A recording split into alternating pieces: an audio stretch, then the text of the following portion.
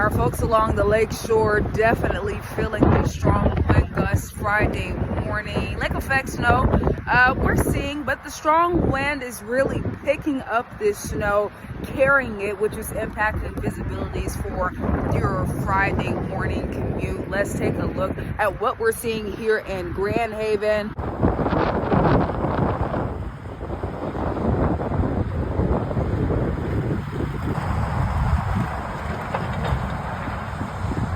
As you get ready to head out on your Friday morning commute, as the morning rush traffic pattern picks up, you definitely want to take your time, allow more time to get to your destination. Be aware and be cautious as you get ready to head out on these roadways.